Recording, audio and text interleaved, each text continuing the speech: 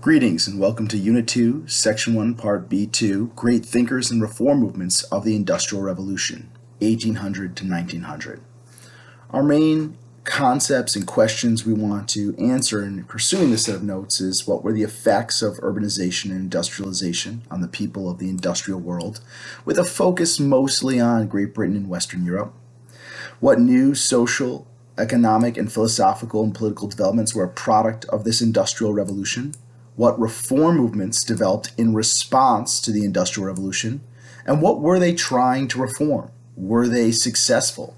A key concept to kind of bring your enduring issue essays to a higher level. And is technological progress always positive? And this is more of an opinion question.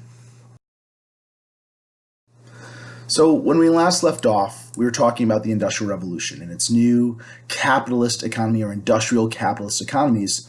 And as that really becomes the mainstay in Western Europe, there will be reactions against it. There will be proponents of this new industrial capitalism and kind of a fermentation of new ideas and conceptualizations of what the world and specifically the West could be. Many of the new ideas challenged tradition. We already talked about the agricultural revolution or the agrarian revolution challenging traditional farming. We talked about the factory system and steam engines and the mechanization of industrial processes. That was a challenge to traditional manufacturing methods. You're also going to see challenges to religion and economic views, both of yesteryear and kind of this period. And the issues and questions of these industrial thinkers that they wrestled with on a daily basis are still going to affect the world today and impact modern politics and economies, and specifically really hammering down into the 20th century. Specifically when we talk about Karl Marx, we're looking at the influence on communist revolutions, that they're all going to consider themselves in some vein to be Marxist revolutionaries. Well, what does that mean to be a Marxist? So our first thinker is not reacting to industrialization so much as really on the cutting edge of industrialization. And this is Adam Smith. And we've talked about him before. You had a guided reading on him before. You're going to have another guided reading on him. So that obviously highlights kind of the big deal he is to the global regions. And he technically is an Enlightenment thinker. If we're looking at when he is writing, 1776 is his main treatise or text, he's in the back end there of the Enlightenment, and he is a Western European thinker, so we could easily categorize him as an Enlightenment thinker. And he is from Great Britain, i.e. specifically from Scotland, from the University of Edinburgh. And he is considered the father of modern capitalism. It's his ideas and his theories that will be used to justify industrial capitalism. His most impactful text is called The Wealth of Nations. It actually has a much larger name, but that's the one you need to know. And that is the foundation work of modern capitalism. It is still invoked in universities and colleges and in high schools. And that is the work that really lays out what capitalism is. And we're going to set this against Marxism that we're going to talk about later. So it's important to understand what are the main ideas of these two texts and potentially what are the impacts of these two texts. So main ideas of Adam Smith's The Wealth of Nations, main ideas in effect of capitalism. Capitalism itself is an economic system in which money is invested in businesses, ventures with the goal of making a profit. It's profit motive. So, an example is I have a bedroom house. It's split into 2 units. I don't live in 2 units. I spent more money than I needed to. I bought more house than I needed for myself, and I rent out half of it. That is a business venture. That could go well, that could go poorly. The goal I did of buying this larger house is to make an additional amount of money every single year by renting out the bottom. If I keep it rented out, I make a profit, or at least I recoup my losses of my costs. If I don't rent it out, it becomes quite expensive to maintain this larger home than I need. Capitalism can only exist under Adam Smith's theory in a world in which there is strict control over private property and private property is protected. The idea that land and resources could and should be owned by people, by individuals, and that people should be allowed to benefit from their property. Right? If I make improvements to farmland, like enclosure systems by enclosing these walls and using four-field crop rotation, then I should reap the profits, not the people who work for me per se.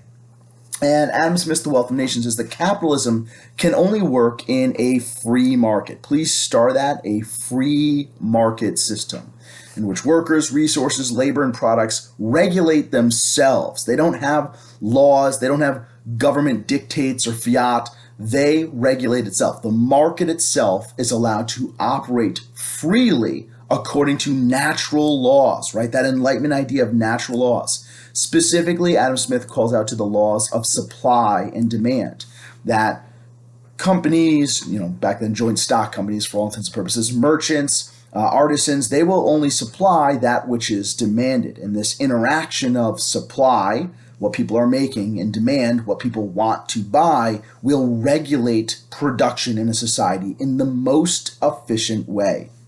And Adam Smith is going to argue that it is capitalism that allowed this industrial revolution to begin. And so he's going to be really focused on that if governments embrace free markets, if governments embrace capitalism, that will be the most efficient economy that can possibly exist. And a more efficient economy means more goods, more wealth for society and for people as a whole. And he doesn't really argue that this is going to be evenly distributed. He just says that the pie itself of economic gain will be bigger. Even though some people's slices might be smaller than before, the pie itself will still be larger. Another key concept of Adam Smith's The Wealth of Nations is the concept of laissez-faire. This is what he argues is necessary for the fully functioning efficiency of a capitalist system. This is the economic policy of letting owners of industry and businesses set working conditions. The easiest way to remember this is laissez-faire, no government interference. It literally translates to hands off.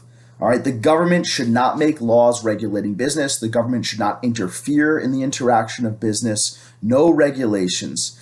Now, I want to be clear here because laissez-faire gets pulled out in modern politics literally all the time, that any regulation of business is bad, etc., etc.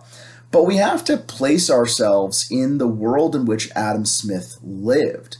Adam Smith is living and writing in the 18th century, in the 1700s, where in his life, the dominant theory of the time was that mercantilism, where you have strict government control over the economy. Great Britain operated under mercantilism. They had tariffs, trade restrictions with their colonies and with ship captains. They wouldn't let captains trade at various ports because they wanted to make more tax money, more government money, that the king would hand out monopolies, production monopolies, to his favored people, to his courtesans, and that no one else would be allowed to make goods unless they paid some sort of tribute or fee to the monopoly holders. And so Adam Smith is actually kind of railing against mercantilism more than any other type of economy or government regulation is this type of what he saw as cronyism. Now, it's a term that doesn't come about until really the late 19th or 20th century, but this idea that the government was controlling things but not in an effective manner, not to make life better, but just to enrich itself. So laissez-faire, a tremendous concept for this industrial economy, because every time someone was like, hey, child labor seems bad, maybe we should make laws about it, people would invoke laissez-faire. Well, you can't have laws against child labor. That's government interference. And Adam Smith, the most brilliant man, he said no government interference, so no laws whatsoever. So we have to keep that in mind because we're going to see initially governments embrace laissez-faire. But as the Industrial Revolution plugs along, people are going to realize that, well, you know what, maybe a dash, maybe a sprinkle of government regulation can make society more just. And that's really a tremendous enduring issue we still are dealing with today. What do we want in a modern economy? Do we want profit above all, or do we want justice? You don't need equality for justice in every sense of the term. My guess is probably the person who is mopping the floors at a factory should not make as much per paycheck as the guy who's running all operations, shipping and handling, etc. That they might require different levels of work and expertise, but certainly you can have justice, and that's a concept to keep in mind. This is for us to play around with in class. It's to kind of brainstorm and evaluate, are there examples of government regulation that could be good or bad or both? And so we'll play around with this in class, and if you're following along at home, I would say maybe give this a shot on your own and see if you can come up with examples. Of course, the most famous one that you guys might be familiar with is, of course, the Meat Inspection Act. Maybe you guys learned about the jungle in 8th grade or have just heard of that book. But it's a book in America that explored the meatpacking industry and how unsanitary it was during this industrial period. How, rats would be infesting animal carcasses and they would just grind that up and be like, oh, that's extra seasoning. Put that in sausage because no one will find rat skulls in sausage. And when this book gets published, the American people are like, oh, that's really intense. That can't possibly be true. The government sent inspectors. They found out that, yes, indeed, that is very true. And so they passed the Meat Inspection Act, which required, meat to be inspected and certain regulations on the processing of food. And that's an example of government regulation. Medicine's another one. If you completely unregulate medicine, you'll have people selling anything and telling you, this little blue potion will cure cancer. It's got everything that cancer hates in it. And without an FDA to actually provide clinical trials and things like that, without regulation, you could do that. So things to keep in mind. Another concept that Adam Smith supported ties into his idea of self-regulation and the laws of supply and demand. And this is the concept of the invisible hand. Adam Smith says the market itself is guided by this invisible hand, that people in their own self-interest, trying to make their own profit, and in a sense, in their own greed, will work harder. And in doing so, this produces more for the overall population. And this fits into laissez-faire because it further leads to his argument that government regulation isn't really necessary, that government regulation is in fact not really wished if you're trying to promote maximal efficiency of economy. So you have this invisible hand. The government shouldn't regulate the economy. Leave it to the laws of supply and demand. Leave it to the invisible hand. And laissez-faire, the government should keep its hands off the economy. You got this great quote, by trying to maximize their own gains in a free market, individuals' ambition benefits society, even if the ambitious have no benevolent intentions. Oof, gotta love that 18th century writing. What this is really saying is by each person trying to make their most profit they can in a free market, our individual desire for money, our desire to make money will benefit society. People will work harder, will work more jobs, will be more efficient if that is rewarded with greater pay. And that will benefit society because more things will be produced. Our whole system will run more efficiently, even if the individual has no benevolent or good intentions. And you have another great quote, and you could see either of these in multiple choice. CRQ may be a little bit weaker, but definitely multiple choice. It is not from the kindness of the butcher, the brewer, or the baker that we expect our dinner, but from their regard to their own interest. We don't expect these people to just give us food. The butcher is very efficiently butchering meat, making sausage, cutting pork chops because he wants to make money. He's got to hustle to get that product out there. The brewer making beer is making a damn fine, tasty beer, not because he really enjoys his craft per se, but because he knows if his beer is good, people will buy more of it. The baker wants to push out tons and tons of loaves of bread and make sure it has an excellent taste to it and, has that good crackling crust on it, not because he is, someone who takes incredible pride in his job so much as that he knows a good product will sell more. And so that is what creates the things that we like and the things that we need. So this is the conceptualization of Adam Smith, who is then used even into today to defend free market capitalism. Another thinker of this industrial period is Thomas Malthus. Malthus was an essayist, so that means he wrote lots and lots of papers, pamphlets, and essays, but his most famous is a work looking at population. It's called An Essay on the Principle of Population. And what he says is that human population just grows exponentially, that without wars, without outbreaks of viruses, epidemics, diseases, plagues to kill people off, without famines, that humanity, all of us, would be poor and miserable. He argues that war, famine, and disease serve as a check on human population growth. He's like, I've studied the numbers. You'll have this rising population growth, and then you'll have an outbreak of cholera or an outbreak of a disease, and thousands die, but that allows us to reset our population. And he then argues that, well, a government should follow laissez-faire in diseases, wars, and famine as well. Because if the government runs in and tries to save people all the time, that's not going to allow disease, famine, and war to act as a check. He wants the government to help the poor, but he also says, like, the poor should have fewer children. So real nice guys. Like, yeah, if there's an outbreak of a famine and people are dying, like, that's just nature putting a check on the human population. Now, he believes that technological advances would someday not be able to keep up with our growth. He says, all right, every time we've approached too large of a population, someone comes up with a breakthrough, the 3-field system, and then the 4-field system, and then the iron plow, and then these mechanical threshers. There's always some new technology that's keeping us from dying out as an entire species. He says, but someday we won't have that next big technology. Someday we're like, all right, the human population is getting really large. What's the next big thing to let us grow more food? And we're not going to have anything. And arguably, we've kind of proven them wrong so far.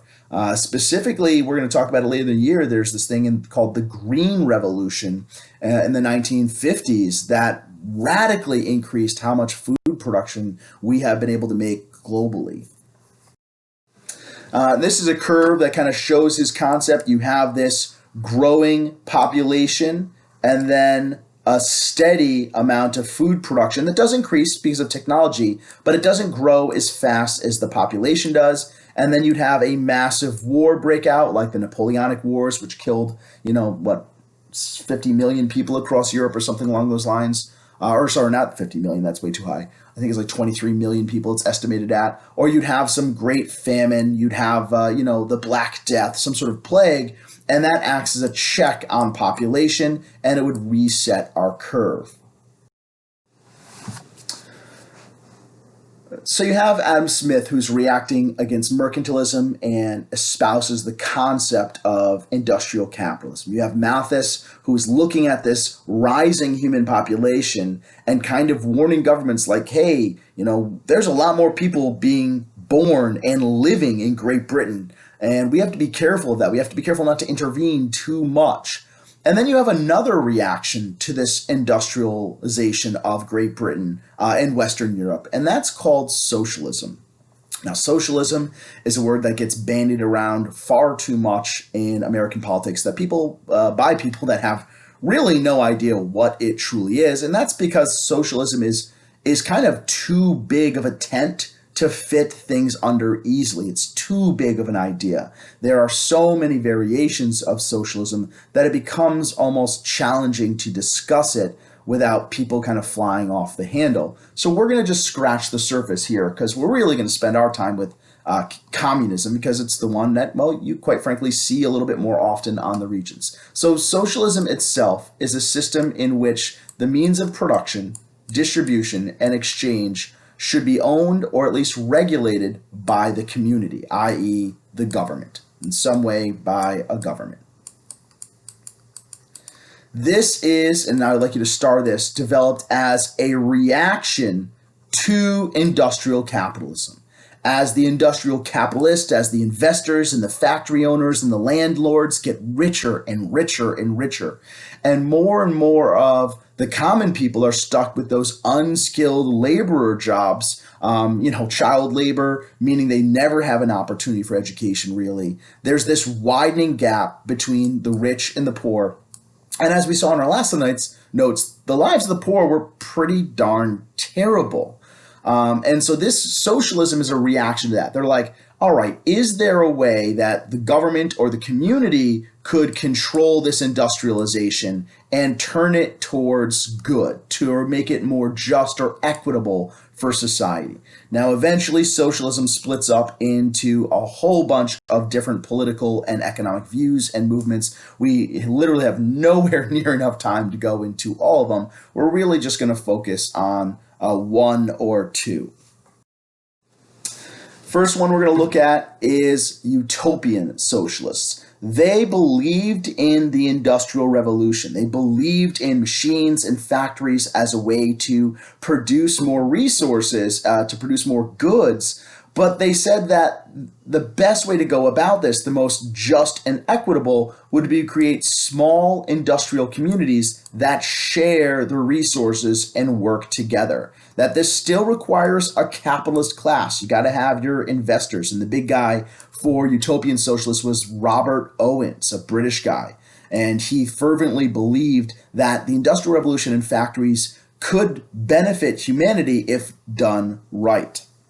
And what was his concept? Well, he wanted to make factories that would be fair, would be places people would want to work. So he bought a bunch of land and he built the new Lanark settlement. And he built a couple other of these as well. These were basically factory towns that operated under his socialist rules. So he says, instead of working 16-hour shifts, my workers are going to work 8-hour workday. I'm going to provide childcare. There are no child workers in my factories. There'll be school, there'll be nannies, there'll be employment for women so that they can do childcare and teach. So the workers don't have to worry about their children just running off and, falling down a well or whatever. They'll be getting an education. And then with 8-hour work days, you'll have 8 hours of work, 8 hours of sleep, and 8 hours to be with your family. And these took off. These were very popular, the style, and there were different experiments with this. But here's the deal.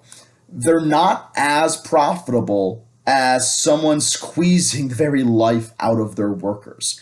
The Lanark settlements made a profit. They did all right. They definitely made back their money, but you can't sell your goods as cheaply when you give your workers a fair wage and a happy life as you can when you make them live in terrible tenements, you make them work 16 hours, you give them no rights, no paid education, no anything.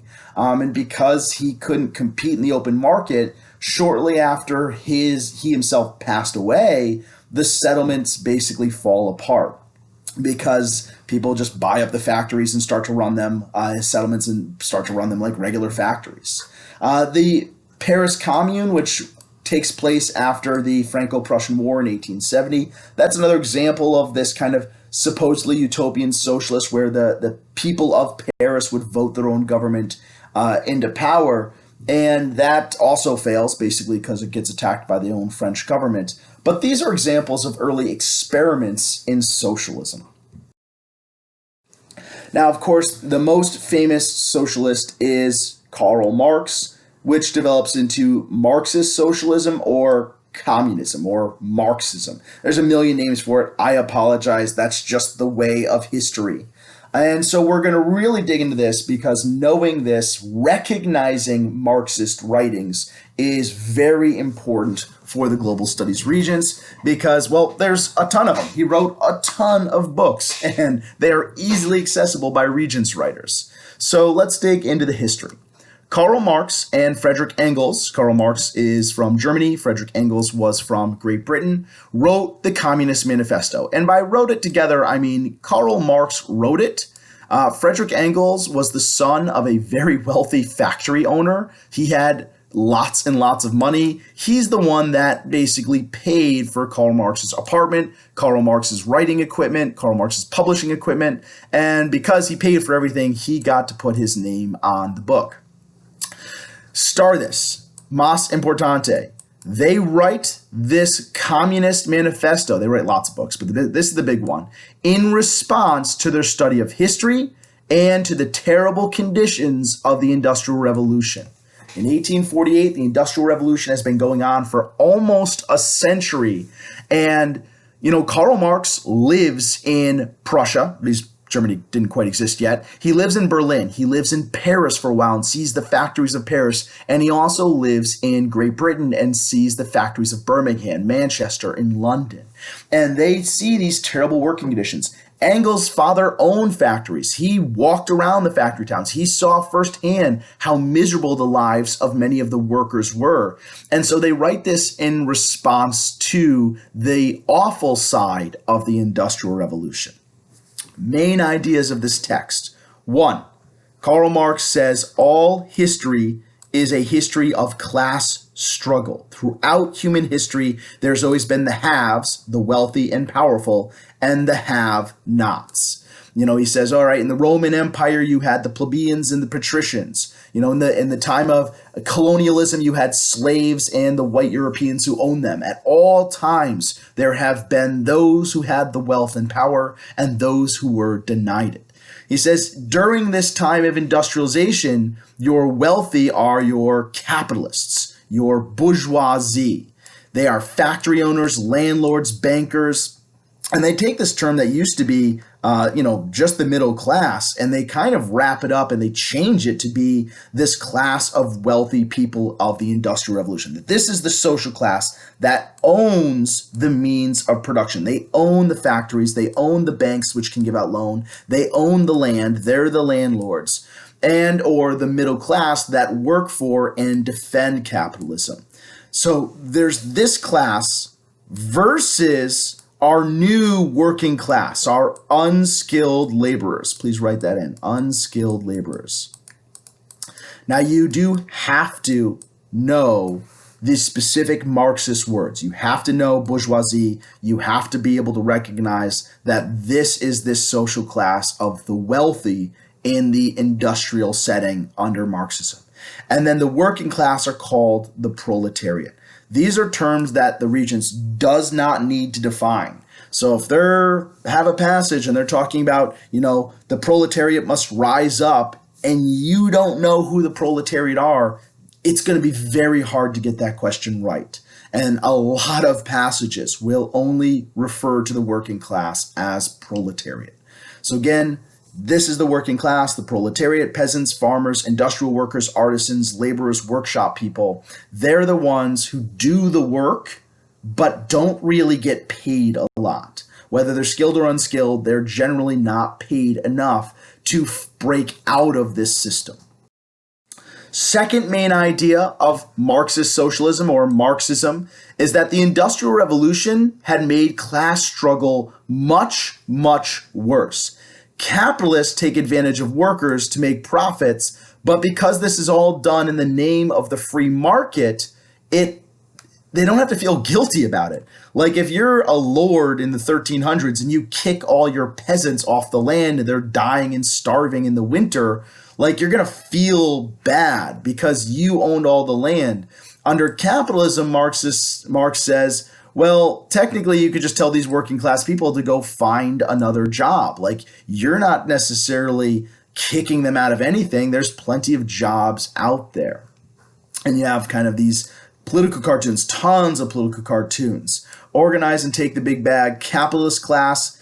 Please be aware of this symbolism that we're going to have, these symbols here. The top hat, the black overcoat. These are the symbols of the capitalist or the bourgeoisie. And they're giving a little bit of money to the workers. Overalls, these overalls were common amongst industrial workers to kind of keep their clothes protected, to keep any kind of loose shirt ends from being dragged into the machines. So this is the wealth that the capitalist gets, but in return, the working class, the proletariat, gets very little. Marx also says that because capitalism has made this system even worse, because the Industrial Revolution has made class struggle harsher, more vicious and violent in its distinctions, that the workers of the world will eventually rise up in rebellion and overthrow capitalism. And then they're going to create their own society, right? Here's the worker in his overalls. The boss needs you. You don't need him. The workers would then establish their own cooperatives or communes in which they would govern the factories. The proletariat, then having overthrown the capitalist system, overthrown the governments of the world, would create a new classless socialist society. All men, all women would be equal. They called each other comrades. That's why if you watch, James Bond films or anything like that with the Soviet Union, they call each other comrades. It means equal. And all means of production would be owned by the people. The land, the factories, everything would be controlled by the people itself. So this Marxist socialism becomes a new theory where Marx says the end goal of this revolution, the end goal of this is complete socialism in which all means of production are owned by the people. The land, the mines, the factories, railroads, everything would be owned by the proletariat, and they would share power and wealth and housing and resources and everything equally. It would be a workers' paradise. And you might want to write that in. That's what their goal was, to create a workers' paradise. So this Marxism, this Marxist concept or Marxism, eventually inspires revolution. So that's how this is important. Clearly you have spread of ideas or impact of ideas here, where you have the Russian Revolution, the Chinese Revolution, Vietnam, Cuba, and a bunch of others are Marxist revolutions. And, some of these are going to have long-lasting effects. The Marxist Revolution in Russia, they dominate Russian politics until 1991. You have China, that's still the communist government that believes that, Marx is kind of a founder of their government as well. Vietnam, still theoretically communist. Cuba as well. We got this great poster from that time period, and we want to dig into this a little bit because this is very, very complex. So this is a rough translation of a French poster that is supposed to represent the Marxist view. So this is a political cartoon. This is propaganda, a Marxist cartoon of what, in fact, the world looks like in this industrial model, the pyramid of the capitalist system. So this is a pro-Marx, pro-communist, pro-worker kind of poster. And at the bottom of the pyramid of society, you have we work for all and we feed all. You have farmers, you have industrial workers, and they are kind of being crushed by this system. You can see that it's weighing them down. Some are falling down. Some do not have enough food and literally have collapsed under this. The next generation is already being formed, put into place to try and uphold this system. But some are breaking away and waving the red banner of revolution and distress. That's what the red means in the communist banners, revolution and distress. And they're upholding capitalist society. We eat for you. This is the bourgeoisie with their top hats and their fancy dinner coats, their dresses, their fine clothes, their fine tablecloths, fine china, fine food. They're the ones consuming all of the work that these people are doing. We have this class. We shoot at you. It is the military and police who are going to keep the lower classes in line. Or if they get out of line, if they try to rebel, it'll be these guys enforcing this capitalist system. We have at the top here the priests. You have an Eastern Orthodox priest, a Lutheran minister or Protestant minister, and you have a member, a cardinal of the Catholic Church. And it says, we fool you. Basically, Karl Marx famously said that religion is the opiate of the masses, that it's the drug of the masses. He had a pretty negative view towards religion, specifically Christianity, because it was from Western Europe, which was dominated by Christianity. And he says that, religion tells you the meek shall inherit the earth. Religion tells you that the suffering of this world is nothing. It really purifies you. It is better to be poor, as Jesus was, than to be rich. And that is, in fact, and this is the Marxist interpretation, that in fact is the lie told by these religious people to sell this system to the poor and uneducated masses, that they're just fooling them into working hard and being like, all right, well, if I work hard, I'll get to go to heaven. And that's really just a ploy. And then you have we rule you. You have the monarchs, the businessmen, and the politicians. Sorry, I mixed that up. You have your monarchs, this is your businessman, and this is your politician. And these are the governments of the world at the top. But really at top of everything is the capitalist system itself, the desire for profit. And then here we have a page from the Communist Manifesto, really the beginning page, and it's got a great line.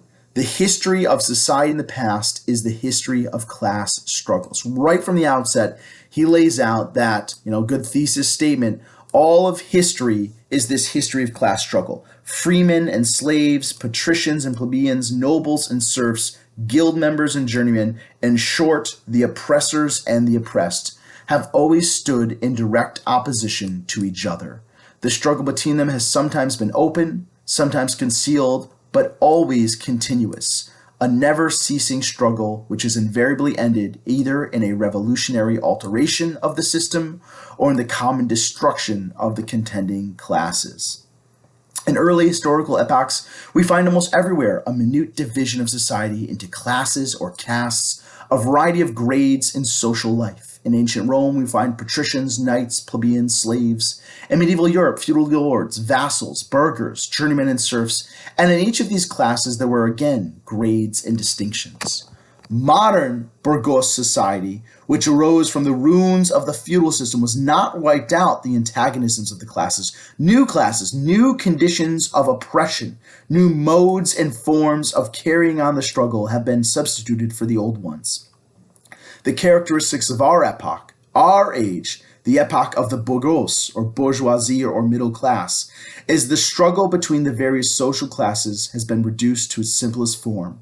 Society tends more and more to be divided into two great hostile classes, the bourgeoisie and the proletariat, the capitalists and the workers of the world. Other major thinkers of this industrial period, one of them is Charles Darwin. His foundational work on the origin of the species becomes the foundation of what we today call evolutionary biology. The concept that species evolve through many, many generations by a process of natural selection. That those who have some sort of genetic advantage are going to be more likely to survive to adulthood, to breed, and to pass on their genes. Those best adapted or most fit to survive in a given environment are going to pass down their genes.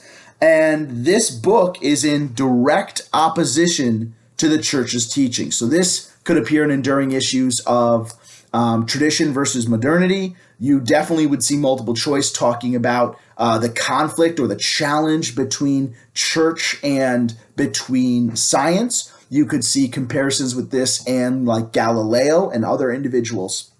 And Darwin really wrote this after adventuring around parts of the world, specifically the Galapagos Islands, and studying birds amongst other things, where you have the Galapagos Islands really, really isolated. And on each of these islands, there are different finches, all technically finches, but they had evolved different beak styles to hunt different animals, each getting their own niche in the ecosystem. And of course, eventually this leads to the concept that, well, then where did humans evolve from? And Darwin and other evolutionary biologists are going to theorize that we kind of came eventually from primates, well, monkeys isn't really the right word, but let's call it primates.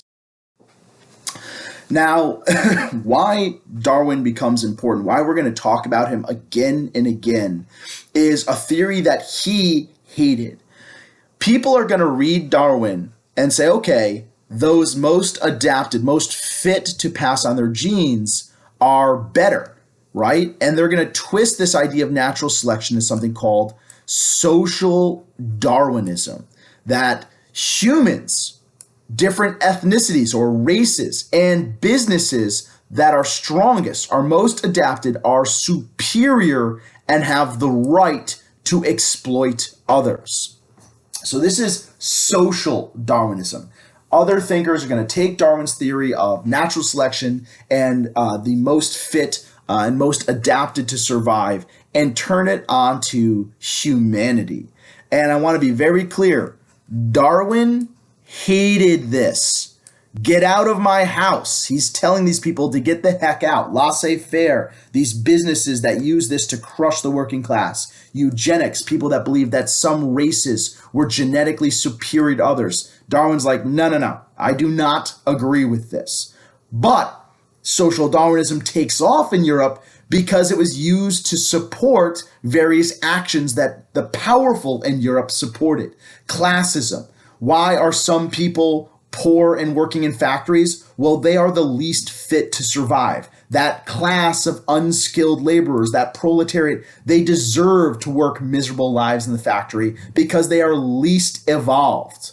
Racism, that some races are superior. You have a racial cartoon from this time period with these different views of humanity, with the African, with the Irish Iberians. So this is basically saying Spanish people, Portuguese people, and to a lesser extent, Italian people and the Irish, that they are less human looking, where the most proper, quote unquote, human looking is the Anglo-Teutonic or the English and German people. So racism, imperialism, that social Darwinism gets turned to the very plight of empires itself, saying some empires, some nations are just more fit to survive, and they have the right to engage in wars and conquer those who are less fit to survive. And laissez-faire monopolies. So all of these relatively, unequivocally bad things are supported by social Darwinism. And again, Darwin himself opposed this concept. Throughout this period, we will see reform movements. We already talked about some. Karl Marx's writings are an attempt to reform the system. He's trying to get out the message that revolution is possible. We talked in our last set of notes about the reform movements amongst sanitation and public works. You have Joseph Bazalgette, who creates these miles and miles of sewer works. You have people exploring germ theory in medicine. Well, the Industrial Revolution promotes a lot of these reform movements. So what is a reform movement? Because reform itself can be an enduring issue. People trying to enact change, people using ideas to enact change, all sorts of different great ways to word reform movements. They want to reform or change negative impacts of the world. Specifically of this period, they want to reform the industrial world. Their goal is to make it better. Now again, better can be from whose point of view. It gets a little tricky and sticky in there, but that is the main idea here of these reformers. And in the later half of the 19th century and 20th century and into today, many reformers believe that governments and businesses should be doing a better job of improving the lives of the working class. If more and more individuals are made up of this working class and the wealthy are a smaller and smaller percentage of the population, then governments and businesses should try to make life better for the working class. So this is an attempt to promote equality or equity amongst them, to try to promote justice, social justice, economic justice. All these different elements are born out of these reform movements. And here are a couple of the main ones, just kind of a cheat sheet, a little list. You have the abolition of slavery. That's a reform.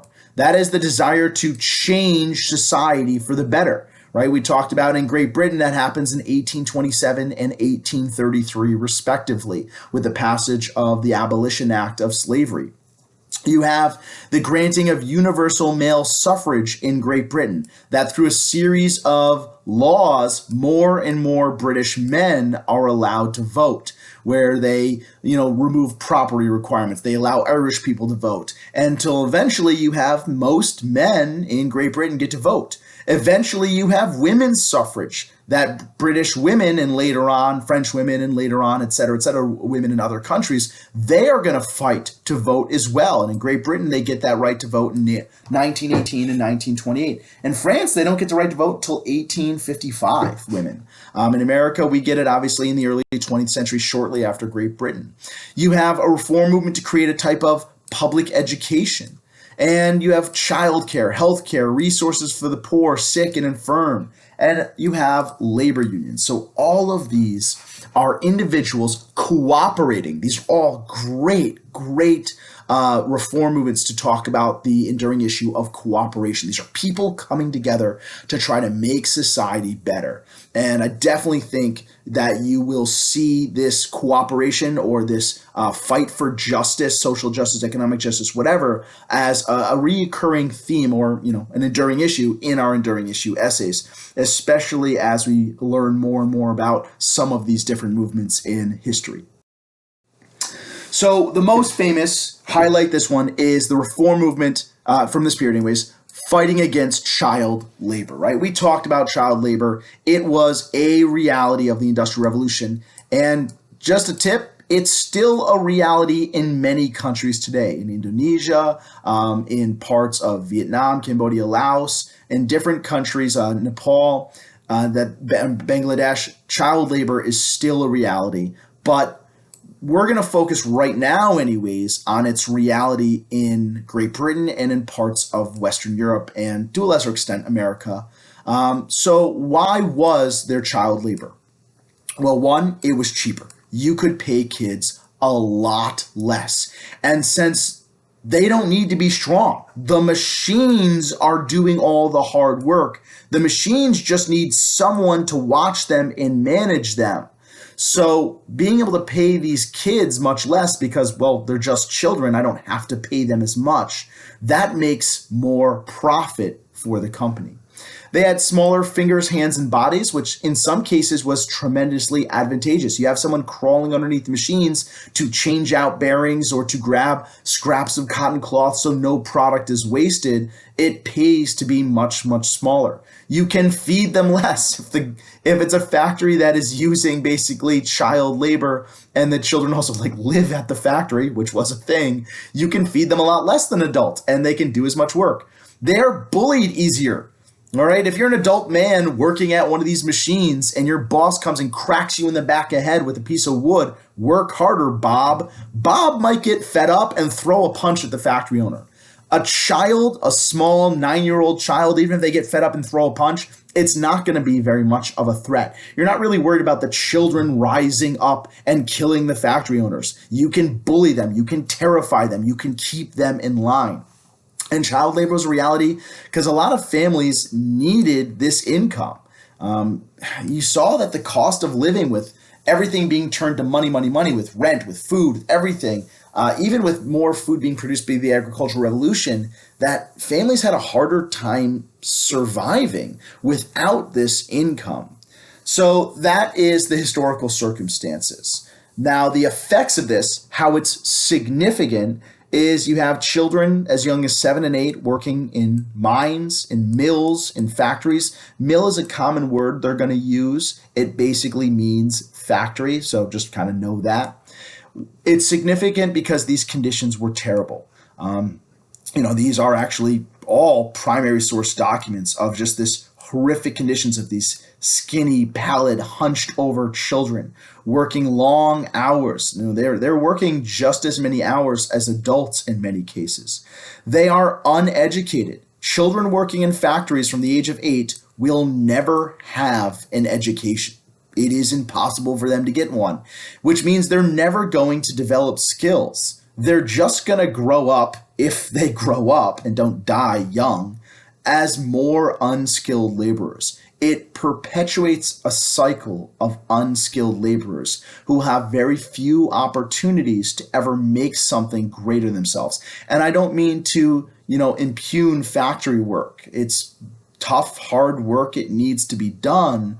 But we at least like to think that people should have the opportunity to choose what profession might suit them or to rise to the highest levels that they intellectually and physiologically can make. And when you keep people stunted in these factories from such a young age with no access to the ability to learn how to read, write, or do basic math, they're never going to have an opportunity to find out what they could be. The factory stunted growth. They had numerous diseases that were caused just by working in these factories and horrific and nightmarish injuries. And we read some examples of that, right? The little story about Mary Richards who got chewed up in that machine. That's one of thousands of stories of these injuries that children were just like, yeah, that kid didn't make it. He had his whole life ahead of him. Like, no, he really had his whole life ahead of him and just ended. So what's the reform here there? Well, in 1832, the government of Great Britain, hearing of potential abuses, with pressure mounting that, child labor is not good, commissions a report called the Sadler Report. They were meant to examine, research, go into factories, go into mines, and say, is there child abuse? Is there child labor? And is it bad? And so this report gets published in 1832, and it exposes the abuses of child labor. It had tons and tons of interviews. It had tons and tons of primary source data and evidence that child labor was brutal, was horrible, was a detriment to society. One of the most famous of these stories were these girls they found working in coal mines. They were 12 and 13 years old. They had coal carts chained, literally chained to their feet.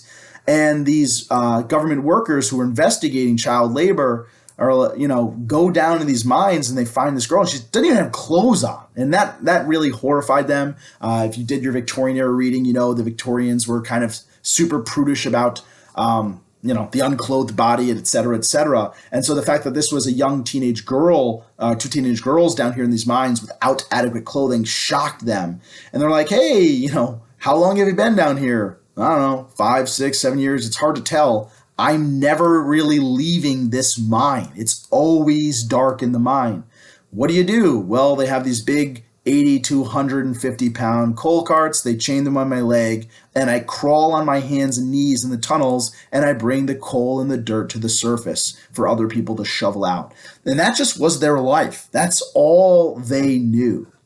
So this report horrifies the Victorian public. It horrifies the British people, and it leads to government action, government legislation or laws, if you want to write that in. It leads directly to the passage of laws. I mean, look at this timing. The report comes out in 1832. By 1833, we have our first law. So this is an easy cause and effect. This is also a pretty easy turning point because this is the government of Britain deciding to depart from total laissez-faire, because by passing regulations, by passing laws, they are deciding that, some government regulation is necessary. So the first of these laws, and there are tons of them that get passed over the years, is the Factory Regulation Act of 1833. It made it illegal for children under 9 years to work. It said that those from 9 to 12 can't work more than 8 hours. No more 16-hour shifts for these children. If you're 13 to 17, you can work no more than 12 hours a day. And then it's followed by a series of other acts. In 1842, it says no women and children in mines. That mine work is especially dangerous, especially hard. Women and children should not be working in the mines. And then in 1847, women and children cannot work any longer than 10 hours, no matter what the age, up to 18. And you'd have a whole bunch more on top of that. These are kind of the biggest ones. But this is showing that the British and later on, all of the West, so America, France, Germany, etc., will come to the decision that some regulations on businesses are necessary. And that is in itself a huge turning point. Laissez-faire is no longer able to explain away all the evils of society. You do need to have some government regulation. And you'll love this time period cartoon. The worst thief is he who steals the playtime of children. And again, political cartoon. He's wearing the overcoat. He's got the top hat. He's smoking a cigar. And he's got the bags of money. This is our capitalist. Well, now that the children aren't working all the time, what do we do with them? Well, this leads to a whole nother reform movement, the education reform movement, from the factory to the school. Reformers are going to push for elementary education in Great Britain. That's 5 to 12 years of age, a basic level of education. Now, originally, this reform was opposed by the factory owners. They wanted the kids working in the factories. And it was opposed by, honestly, the wealthy and like the rich, the powerful, because they were the ones who up until here could afford the private schools, the private academies, and the private tutors. And they saw education as literally their right, like their social class was the one that got education. And if you educated everyone, it would threaten their special social class, their special distinctions of being the bourgeoisie, the wealthy, the elite, the nobility, the capitalists, the middle class, etc. And then others, with the propagation of kind of socialist writings, and especially after the writing of the Communist Manifesto, they said, well, if you educate the lower classes and they read stuff, they actually learn that their life sucks, but other people are crazy wealthy. If they read newspapers and they read stuff, that might cause them to revolt. So there's some definite pushback against educating children universally in Great Britain and in other countries. But eventually, again, more laws, right? Anytime you have an act, you're talking about laws. So the Elementary Education Act of 1870 created 4,000 new schools in Great Britain alone. Well, in Great Britain, period. It paved the way for secondary education for middle schools and high schools in 1902, when they saw that this system was relatively successful and that they could benefit from even greater education. They're going to make high school and middle school a thing that is available. And it provided an education to millions and millions of children, and has continued to provide education to millions and millions of people in Great Britain. And of course, this idea of elementary education spreads. I do want to point out the British do not invent the first elementary school. That was actually done in Prussia, in the German state of Prussia, under the Enlightenment thinkers, the Fredericks. So they had actually already created universal education. And quite frankly, it was the success of Prussia that in some ways inspired Great Britain, that like, you know what, Prussia's doing pretty good. They've really been able to industrialize fast because they have more and more people who can become engineers, who can become more educated, middle-class job people. And so maybe the education's a good thing. It improved the economy of Great Britain. Educated workers can do more stuff. It allowed more children to reach white-collar jobs, to become inventors, to become people who would innovate and create new concepts. And it also even helped like the factory workers, your unskilled laborers, quote unquote. Well, if they know basic reading and writing and math, they can create better measurements. They can do their job more efficiently. If there's a new piece of equipment, you can both show them how to use it, but also give them a manual. They can learn how to maybe do basic repairs. So it improves the economy tremendously through many different ways. It increases social mobility. So this is definitely cooperation of lawmakers, everything that will increase the social mobility and make society more just. And arguably, you could say Great Britain continues to be powerful, continues to expand because of this, because of the improved social mobility, because of their improved economy. They remain on the cutting edge of technology and ideas and production for many, many more decades. Other reform movements include labor unions. Please star these for me, please. These are also más importante, especially in the New Style regions. I've been seeing them kind of hit a little bit harder, that we've been seeing an increased frequency of them. So what is a labor union? It's a voluntary association that engages in collective bargaining. They negotiate for the workers. That's what they do. This is kind of a complex definition, but it's always good to know the definition. They are basically people who are the workers in a various field, or sometimes in multiple fields together. They elect amongst themselves people who will negotiate with the factory owners, who will negotiate with the capitalists to try to get better rights. They represent the interest of the industrial workers. So they're reformers who are going to cooperate with the industrial workers to try to improve industrial society. What do they want to improve? What are their criticisms, or what are their complaints? They say that the working conditions and safety are bad in factories. And we know that to be true, absolutely. Honestly, factories are still kind of dangerous. Depending on the factory, they can be more or less dangerous. They wanted fewer work hours. They were sick of 14, 16, and 18-hour work days. They wanted an 8-hour workday. 8 hours for work, 8 hours for sleep, 8 hours for family. They wanted higher wages, a living wage. So not everyone in the family, including the 5-year-old kid, had to go out and get a job. They wanted wages where basically maybe just the husband and wife worked, or maybe just the husband could, or just the husband and the eldest kids who were teenagers. Whatever the case is, they wanted improvements in wages so they weren't living paycheck to paycheck. That is a scary place to be, to live knowing that if anything goes wrong in your life, your car breaks down, your fridge breaks, if anything goes wrong, your life dissolves because you can't make rent, you can't feed yourself, blah, blah. It's terrifying. It leads to, literally, we have studies that show it leads to a form of post-traumatic stress disorder, PTSD, from living in those conditions. And they wanted eventually job security, so they can't just be fired at the drop of a hat, and insurance. These unions, these labor unions, are opposed by businesses, obviously, capitalists, business owners, by government itself, in some cases by the society, specifically the bourgeoisie, the middle class, and other workers. Sometimes other workers would oppose them because they wanted a paycheck. They thought it was more important to get a paycheck. Unions were illegal in Great Britain until 1871, and not legalized in America until 1935, until after the Great Depression. And here we have some examples of this violence against unions.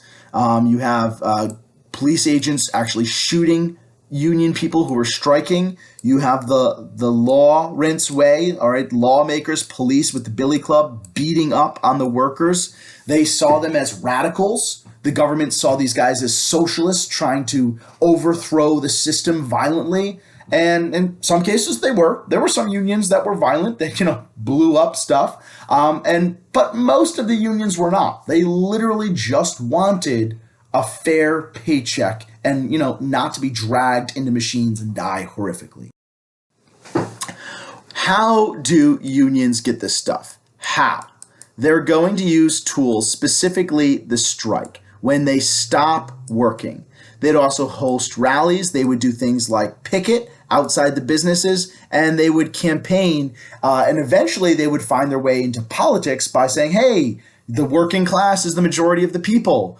We vote now, right? As you give the right to vote to the working class, now politicians actually have to listen to the working class. So that's why you see a really strong direct correlation between the British government giving the right to vote to all males, and then all of a sudden laws get passed that enforce factories to have an 8-hour workday, that enforce them to have better safety conditions, because the workers started voting for politicians who would make laws that gave them this stuff. So we would say that eventually labor unions were successful in the West, or in Great Britain. They do win an 8-hour workday. In the West, that is the norm. I do want to caution in China and in other places of the world, India, Indonesia, Nepal, Bangladesh, other places, Africa, that is not the norm everywhere. But in the West, it is. The 8-hour workday has won.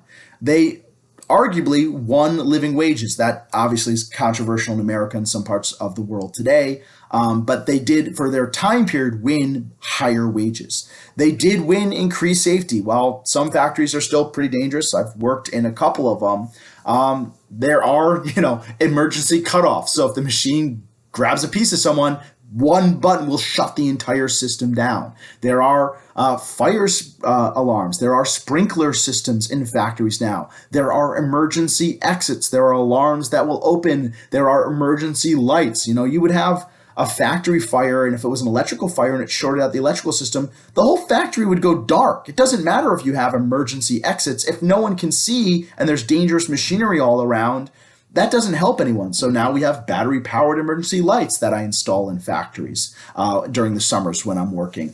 And so they've won increased safety. They've won better working conditions. And again, not universal. The factory work can still be dangerous. I've worked in some that are pretty darn dangerous, but it is much better than it has ever been. And I want to be clear again, in the West. This year, later on especially, we are going to look at some documents talking about how this is not universal in the world. But in the West, in the early 20th century, the early 1900s, this is successful. Other major reform movements: increased representation in Great Britain. Industrial towns were given their own members of parliament in 1832, ending property requirements for voting in 1858. All of these would give more universal male suffrage in Great Britain. Again, we're focusing on Great Britain here because A, the Regents does, and B, this is kind of, the locus point, the starting point of the Industrial Revolution. They allow Catholics to vote in 29, working class men in 67, and universal male voting in 1884. So more and more, they are giving more equality, giving more justice to the men. Eventually, women's suffrage is also sought after. It starts arguably with the bourgeoisie women, the middle class and the wealthier women, because they have more time. They are generally more educated to read pamphlets about their rights or their lack of rights. And then that spreads to all women. And of course, this makes sense. Votes for women, these are going to be your middle class women, because working class women had to work. They couldn't parade outside of government buildings. They couldn't allow themselves to be arrested fighting for their rights, because if they didn't bring home a paycheck, their family starved. So this is a very fascinating movement that occurred primarily amongst this middle class. Though again, many working class women fought hard for the right to vote as well. Protested, giving speeches, publishing their own newspapers. This is the Suffragette. You have women kind of carrying this march on, march on. And in jail, some of these women were abused. They would go on hunger strikes and they'd be force-fed. So lots of really, really brutal stuff. But eventually, women in Great Britain win the right to vote in 1918, and that eventually spreads voting to America, certainly. British suffragettes, or women who fought for the right to vote, worked very closely with American suffragists as well. They were very tightly inclined to work with each other, to cooperate with each other. Other changes during this period, just because I always find it fascinating, is art. Because you have an overall increase in wealth, you saw tremendous and rapid change in people's tastes and in people's ability to have art. Even middle class or bourgeoisie families could afford to have art. And art oftentimes is kind of a reaction to all these massive changes. So one of the initial kind of artistic movements you had is Romanticism. That would draw from like crazy time periods, biblical stories or stories from history, and they'd be these incredible action shots of these turning points in history or turning points in these stories. But as the Industrial Revolution continued, you saw opposition movements, and this led to realism, that people wanted a more realistic interpretation, and frequently this realism would look to that more traditional way of life that was starting to disappear. people farming by hand. As machines kind of took over, people became interested in this more sedentary, what they saw as a more calm and humane form of life. And then there was a reaction against that where people said, okay, well, by realistically depicting this, you're taking away from what the impression of this vision is. And that leads to Impressionism, and that leads to Post-Impressionism, and that leads to Expressionism. So all of these actions and reactions in the artistic movements of Western Europe, and these are what many people consider kind of the masters of their day. Certainly these are generally the art forms that myself and my girlfriend tend to look for when we go to art museums. And if you're into art, there's a lot written about these, and I can find you some alternative projects or assignments that might be of interest to you.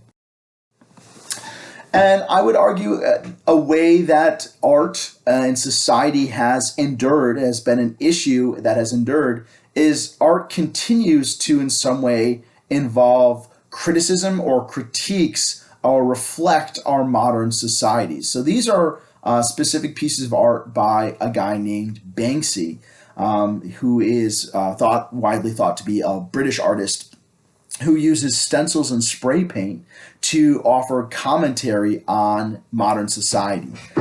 The idea that in today's increasingly complex world, you're told to follow your dreams, but that can become increasingly hard, that in fact has been canceled. You have a child who is obviously of African descent weaving together British flags for like a pride parade or something like that, or a national parade, so that these objects of nationalism are not made within the nation. You have these very famous figures from a woodblock print from, I believe, Germany from the 1300s, showing like the end of the world, and instead it's saying a sale's ending. That people are washing away history. So all this criticism of our modern culture. So the idea that art is a form that can critique and criticize modern culture has endured from the Industrial Revolution even into today.